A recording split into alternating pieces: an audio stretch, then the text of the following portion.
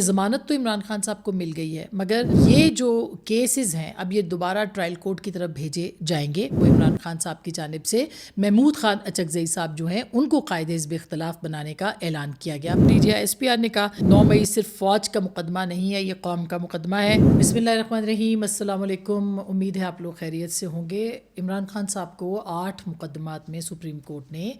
آج ضمانت ان کو دے دی ہے، ان کی ضمانت منظور کی ہے۔ کیا ان کی رہائی اب بھی ممکن ہے، اور یہ ضمانت کس معاملے کے اوپر ہے یا اس کا کتنا اثر ہوگا، ان مقدمات کے حوالے سے جو کہ 9 مئی پہ ہیں، اس کے اوپر بات کریں گے۔ کچھ DGI SPR نے بھی آج گفتگو کی ہے، ایک تو سہیل وڑائچ صاحب کی گفتگو اور اس کے ساتھ ساتھ 9 مئی کے واقعات کے حوالے سے بھی اہم بیانات انہوں نے دیے۔ تو پہلی بات تو یہ ہے کہ عمران خان صاحب کو 8 مقدمات جو ہیں ان کے اندر ضمانت ملی ہے۔ یہ 8 مقدمات جو ہیں 9 مئی کے ہیں، اور 9 مئی کے ان مقدمات میں سے 3 جو ہیں ان میں سے عمران خان صاحب کو ڈائریکٹلی نامزد کیا گیا ہے، جبکہ جو باقی 5 ہیں ان میں وہ انڈائریکٹ نامزد کیے گئے ہیں۔ جو آج بحث ہوئی اس میں میرٹس پہ بات نہیں ہوئی کیس کی، اور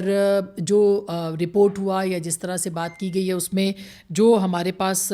تفصیلات ہیں، اس میں چیف جسٹس صاحب نے یہ کہا کہ میرٹ پر نہ جائیں تو بہتر ہوگا۔ جب ذوالفقار نقوی صاحب نے انہوں نے سے جو پروسیکیوٹر ہیں ان کے، انہوں نے حکومت کی جانب سے انہوں نے پوچھا کہ کیا آپ کے پاس ان کے ثبوت موجود ہیں، اس پہ انہوں نے کہا کہ یحییٰ آفریدی صاحب نے یہ اس موقع پر ریمارکس دیے کہ سپریم کورٹ نے میرٹ پر آبزرویشن دی تو ٹرائل جو ہے وہ متاثر ہوگا۔ اور انہوں نے یہ بھی ساتھ میں کہا کہ عمران خان صاحب جو ہیں ان کو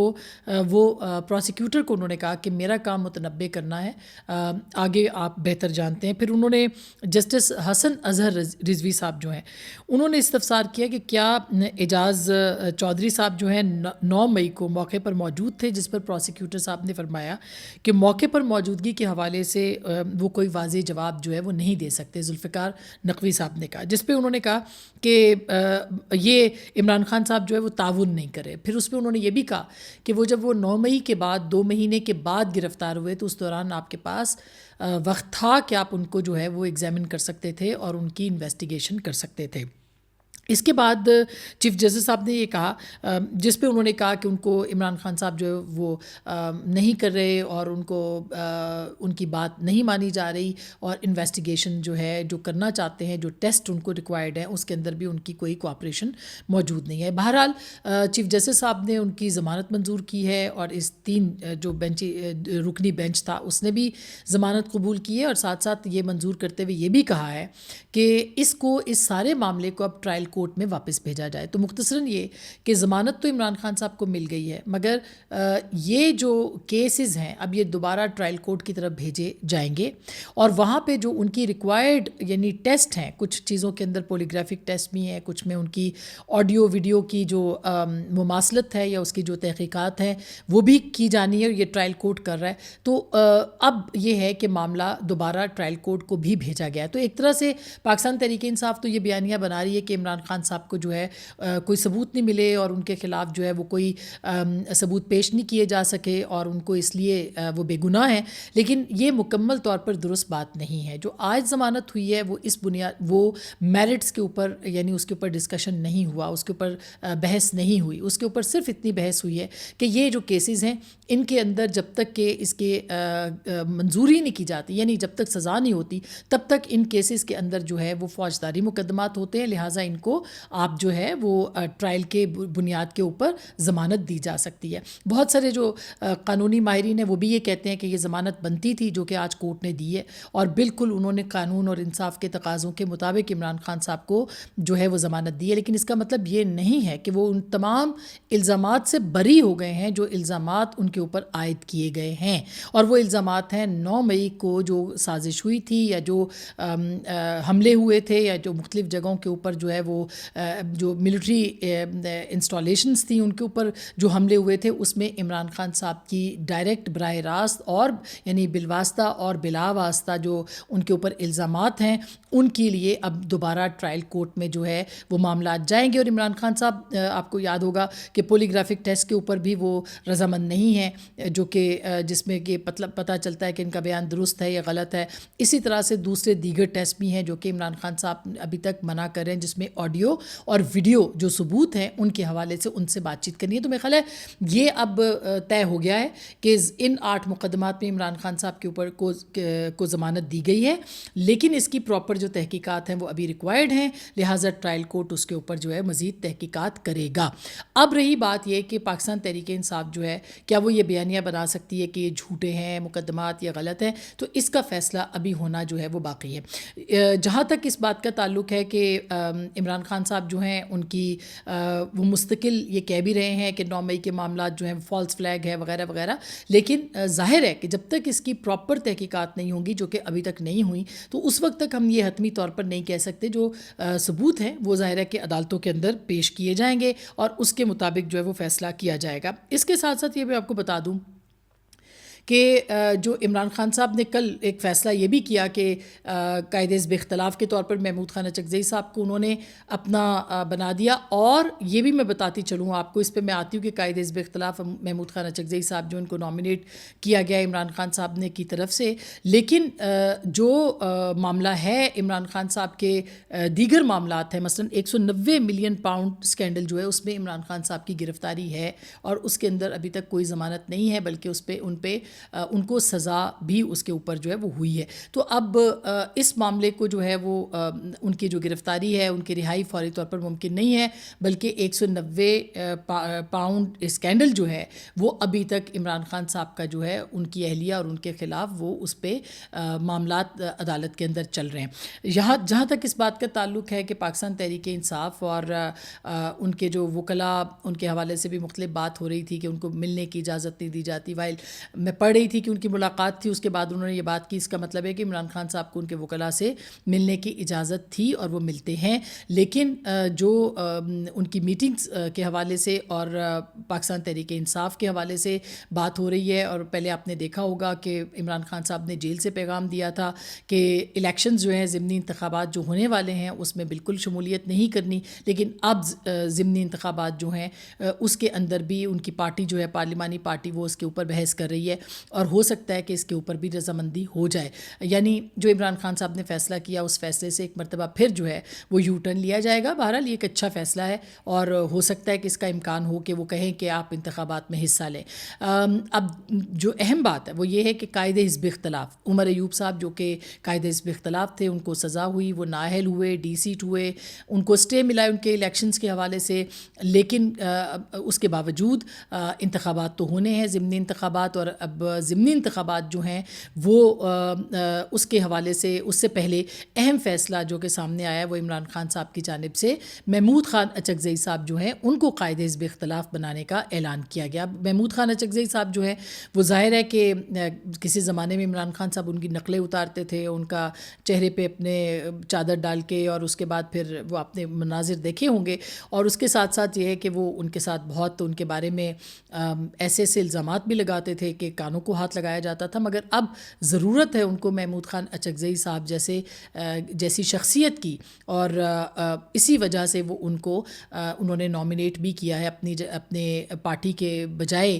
پرائرٹی دی ہے کہ وہ ان کو سامنے رکھے. اور اس کا مطلب یہ بھی نکلتا ہے کہ ان کی پارٹی میں شاید کوئی ایک بھی شخص ایسا نہیں تھا جن کو وہ قائد حزب اختلاف کے قابل سمجھتے یا ان کو بناتے اور ان کو کہتے کہ وہ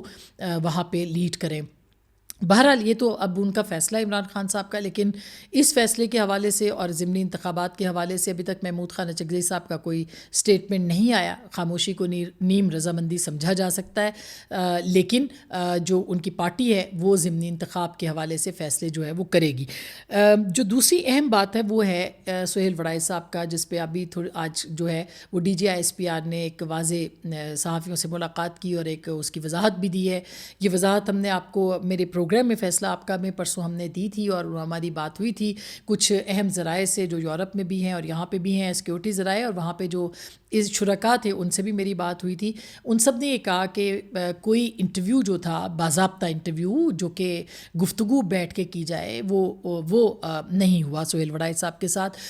ایک 10 منٹ کی کھانے کے اوپر شاید رسمی غیر رسمی گفتگو تھی, اس کو انٹرویو کا رنگ جو ہے یہ کہا گیا کہ انٹرویو کا رنگ جو ہے وہ دیا گیا. آج جو D G I S P R نے کہا, انہوں نے یہ کہا کہ 9 مئی کا ایک تو انہوں نے 9 مئی کے اوپر بہت اہم بات کی, انہوں نے کہا کہ 9 مئی جو ہے اس کے ذمہ داروں کو، سہولت کاروں کو اور ان کے جو یعنی بیٹرز اور جو ان کے فیسیلیٹیٹرز اور جو ان کے کرنے والے تھے جنہوں نے یہ ڈائریکٹلی حملہ کیا، ان کو کٹہرے میں آنا ہوگا. اور انہوں نے یہ بھی کہا اس موقع کے اوپر کہ 9 مئی صرف فوج کا مقدمہ نہیں ہے، یہ قوم کا مقدمہ ہے، اور 9 مئی کرنے والوں کے جو سہولت کار ہیں، منصوبہ ساز ہیں، ان کو جواب دہ ہونا چاہیے. یہ اب انہوں نے یہ کہا ہے کہ ان کو جواب دہ ہونا چاہیے. پھر ساتھ میں انہوں نے کہا کہ فیلڈ مارشل نے کسی کو انٹرویو نہیں دیا، فیلڈ مارشل کی باتوں کو انٹرویو میں ذاتی مقاصد کے طور پر پیش کیا گیا. انٹرویو کرنے والے تقریب کے میزبان تھے جو ذاتی یعنی سہیل ورائے صاحب کی طرف اشارہ کیا کہ ذاتی حیثیت میں وہ وہاں پہ گئے تھے، اور پھر واضح لفظوں میں انہوں نے کہا کہ کوئی سیاسی گفتگو نہیں کی اور کسی معافی کا ذکر بھی انہوں نے کہا کہ نہیں کیا گیا. بہرحال جو بھی تھا، میں صرف اسپیسیفک کرتی ہوں اپنے آپ کو اس معاملے کے اوپر کہ سہیل وڑائچ صاحب کے انٹرویو کو ڈس اون کیا، اور یعنی انٹرویو یا جو بھی ان کی گفتگو تھی. اس کے ساتھ ساتھ ان کو جو ہے وہ ظاہر ہے سہیل وڑائچ صاحب وہاں پہ گئے تھے، محسن نقوی صاحب کے وہ بہترین دوست ہیں، ان کے ریفرنس سے وہ وہاں پہ موجود تھے، وہاں پہ وہ کہا جا رہا ہے میزبان کے بھی دوست تھے، تو وہاں پہ بھی گئے تھے. اور صحافی کا کام ہوتا ہے سوال کرنا، انہوں نے سوال کیے ہیں. لیکن جو وجہ تنازع بن رہا ہے وہ ہے کہ معافی والے معاملے کو جو اسٹیج پہ کی گئی تقریر تھی، جس تقریر کے اندر انہوں نے یہ کہا تھا آرمی چیف نے کہ شیطان جو تھا اس نے معافی مانگنے سے انکار کیا تھا، اس کو اس کے ساتھ جوڑنا جو ہے وہ ایک بہت یعنی اس کو اور انٹرویو کا رنگ دینا، وہ اس کے اوپر جو ہے وہ بالکل ایک آؤٹ آف کانٹیکسٹ جو ہے وہ بات گئی ہے. اور ظاہر ہے کہ فوج کو اس کے اوپر اپنی ترجمان کو پاک فوج کے وضاحت دینا پڑی ہے. اتنا اہم معاملہ تھا جس کے بعد جو ہے انہوں نے وضاحت کی ہے. اور ساتھ میں یہ بھی کہا ہے کہ ان سب لوگوں کو 9 مئی کے جو ملزم ہیں، جو سہولت کار ہیں، جو اس کے جنہوں نے منصوبہ سازی کی، ان سب کو جو ہے وہ کٹہرے میں جواب دہ ہونا چاہیے. اب چاہیے تک کا لفظ جو ہے یہ بہت اہم ہے. میں ایز اٹ از کوٹ کر رہی ہوں جو کہ ٹیلی ویژن پہ چلا ہے.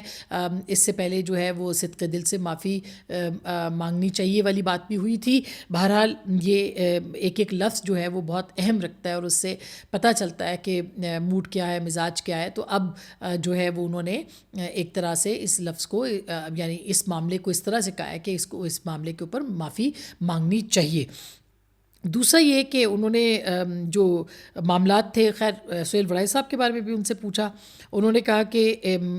سہیل وڑائچ صاحب سے جیو اور جنگ کے حوالے سے کوئی قانونی کارروائی جو ہے وہ کی جائے گی. تو انہوں نے کہا کہ ہم نے بہت واضح لفظوں میں کہا ہے کہ اداروں کو سمجھداری کا مظاہرہ کرنا چاہیے اور میڈیا کو سمجھنا چاہیے کہ یہ مناسب نہیں ہے. اور افسوس کی بات ہے کہ سینئر صحافی ہو کر بھی غیر ذمہ داری کا مظاہرہ کیا گیا. فوج ایک ذمہ دار ادارہ ہے. ہم نے اس دن بھی سہیل وڑائچ صاحب سے میری ٹیم نے رابطہ کرنے کی کوشش کی تھی، ان کا رابطہ نہیں ہوا تھا. ہم ابھی بھی چاہتے ہیں کہ ان سے بات ہو، اور